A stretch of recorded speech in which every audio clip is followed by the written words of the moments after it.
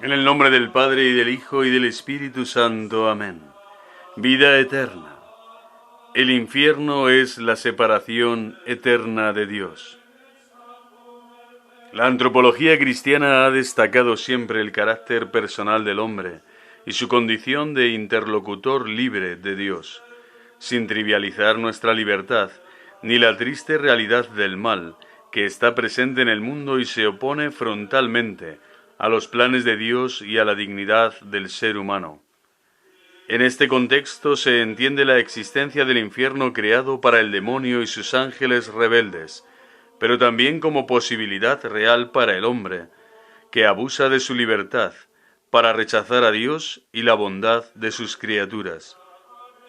Por el contrario, escandalizarse del infierno o negar su eternidad equivale a no creer en la libertad humana, ni en la consistencia de la historia como misteriosa articulación de gracia y libertad.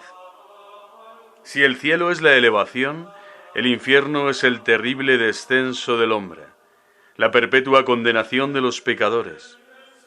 Enseña el catecismo que Jesús habla con frecuencia de la gehenna y del fuego que nunca se apaga.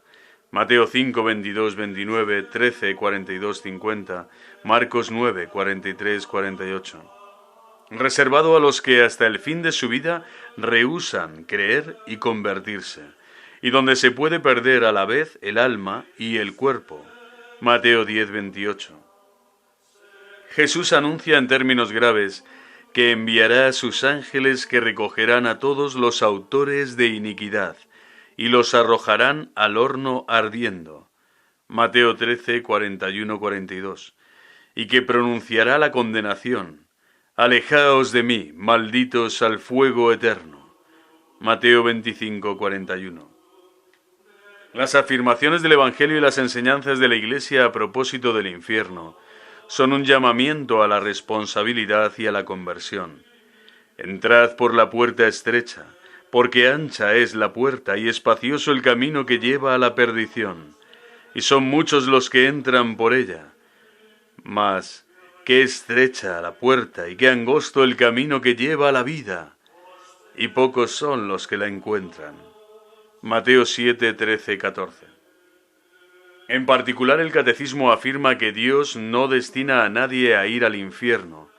Para que eso suceda es necesaria una aversión voluntaria a Dios, un pecado mortal, y persistir en él hasta el final. En la liturgia eucarística y en las plegarias diarias de los fieles, la Iglesia implora la misericordia de Dios, que quiere que nadie perezca, sino que todos lleguen a la conversión. Segunda de Pedro 3:9. La mayor pena del infierno es la que los teólogos llaman de daño, que consiste en la privación de la visión beatífica. El alejamiento total del amor de Dios es la peor desgracia que puede sobrevenir a una criatura destinada a participar en la gozosa intimidad de la vida divina. En el infierno el alma comprende perfectamente que Dios es su verdadero bien. Conoce entonces el fracaso absoluto de su vida, después de haber recibido infinidad de gracias y de oportunidades para rectificar y amar, pero ya no hay remedio. Está fijada para siempre en su voluntario apartamiento de Dios. Junto a la pena de daño, hablan de una pena de sentido, que viene a subrayar la tristísima condición de los condenados. Esta pena es presentada por la Escritura de diversas maneras, utilizando comparaciones, viendo el infierno como una prisión tenebrosa en la que los réprobos están encadenados. Primera de Pedro 2, 4, 6. Un lugar de tormento, donde hay un continuo llanto y rechinar de dientes. Mateo 22, 11, 13. Y también como un lago de fuego y azufre que arde sin interrupción. Apocalipsis 20, 14. Especialmente se menciona el fuego inextinguible, un fuego misterioso como instrumento de la justicia divina que puede obrar sobre los condenados. Son analogías que acercan a nuestro entendimiento y sensibilidad a esa realidad misteriosa y tristísima que no podemos imaginar en la tierra, sino tan solo compararla con los peores tormentos conocidos, no solo físicos, sino morales, y de fracaso definitivo de la persona en su capacidad de amar y hacer el bien. La doctrina de la Iglesia referente a la eternidad de las penas del infierno ha chocado con quienes sostienen una especie de amnistía final que recibió el nombre de apocatástasis desde los tiempos antiguos, que no tiene base en la revelación y ha sido rechazada como herética por el magisterio de la Iglesia.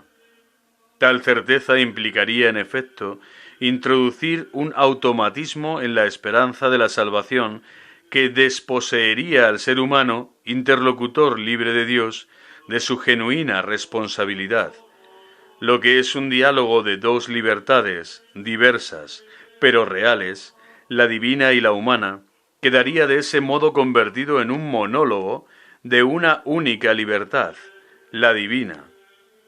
Para algunos puede resultar difícil de comprender y de aceptar la doctrina sobre el infierno, sobre todo por falta de perspectiva y de una adecuada valoración del amor de Dios, de la gracia de la filiación divina.